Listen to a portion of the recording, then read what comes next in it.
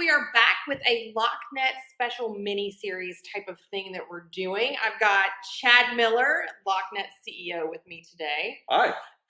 We thought that we would dive into one of the main things that LockNet is all about, and it is our guiding principles. So I thought I'd bring Chad on, and we would discuss some of, well, mainly just the first one today. Yep. The big guiding principle that we follow. And get in here and talk to Chad about what we're all about and what, it stands for and why we do what we do with the guiding principles. Great way to tee it up. So I'm excited to be able to sit and talk with you about it and share with all of our viewers a little bit about something that is really core and essential to LockNet, who we are and how we do things the way we do every single day. Mm-hmm. I'll back up and say I was really fortunate to be able to spend some time at Zappos this last summer, and I don't know how many of you all are familiar with them and their company and their culture, but they are all about joke of the day. Their joke of the day. So if you call in their customer service line, you can hear the joke of the day, which is pretty cool. But their CEO, Tony Hsieh, he's all about culture and what their core values are, and I can't name them, but it's evident when you're walking around their campus how ingrained it is in everybody, and they really embody and live those out day to day. And I really want for LockNet to become almost that cult-like culture in place where our guiding principles are that ingrained in what we do and how we do things. So, to back up, I guess it was about 2007 maybe. Good to Great had been out a little bit in my business group. We were talking about what are each of our core values. I'm like, I don't really know. So we, as owners, we spent some time cooking up what we thought that they were. At the time, it was kind of one of those deals where we created them. They got hung up on the wall, and people taped them to their phones. We said, hey, this is really important. And they're still taped to my phone, by the way. Oh, that's good. But the dust gathered on them, quite frankly. And it's really been over the last couple of years where I think and I'd be curious to get your perspective on this. I feel like I know you say that the dust has gathered, and while we didn't go over them all the time in company meetings and all that stuff, I still feel like even if they weren't right on top of the surface, right below the surface, everybody knew what they were. Because if I am in and out of our warehouse all the time for trade show things. That's where we keep our trade show crate. So I am in and out, and when I say in and out, I'm running in to grab something and I'm running out. I'm very rarely there for an extended period of time.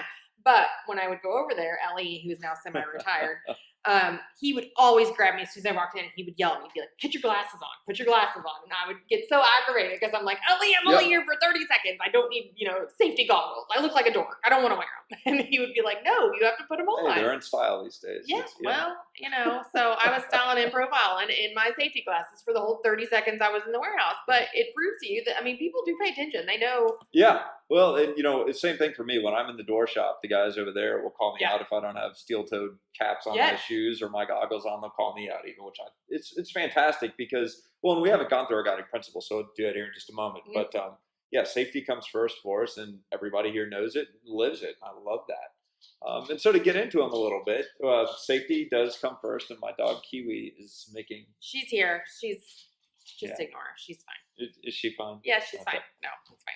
She's in a lot of background of the videos. Okay. Yeah. She's a fan favorite. Good deal. We'll have to get her on sometime for real, interview her. Yeah. But sorry, we're getting way too far off track. Safety comes first. I'm honest and respectful. I listen and serve others before myself. I'm purposeful, constructive, and proactive.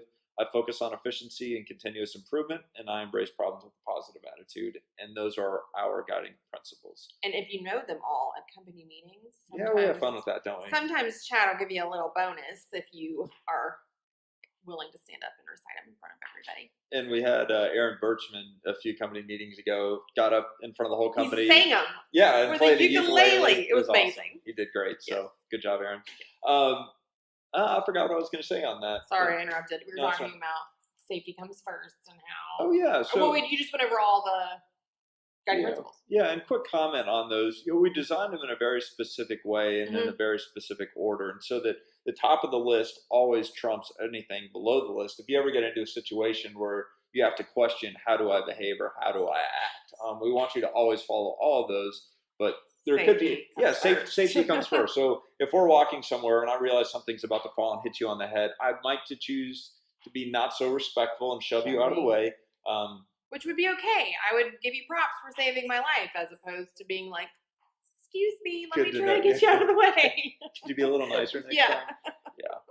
So that's where we put those together that way, and it's been interesting for us. We've had some examples. I guess I always hear they're great Mhm. until you really have to you're Right. tested on them. Yeah. And I can think of an example. It was a few years ago, but we had a new customer. It was probably one of the first 5 jobs that we had, a sizable job, where the Mhm. customer asked us to do something that was going to violate life safety and fire code.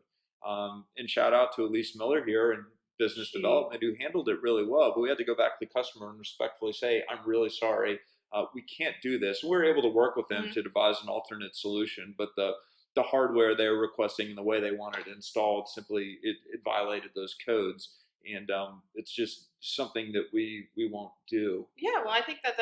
I mean, I think that speaks highly of us as a company that we're not willing to sacrifice our integrity or anything. Just say, hey, we're going to do this for you, even though just it's not really the right way, but we'll do it just to keep it on the wink wink down low. Yeah, it's just something that I don't know. I mean, everybody here. It's kind of Right. been our core and our ethos. We do what is right. We never Hmm. call that into question. And when it comes to the safety issues, we'll really stand firm on that. Yeah. It's something that we won't do.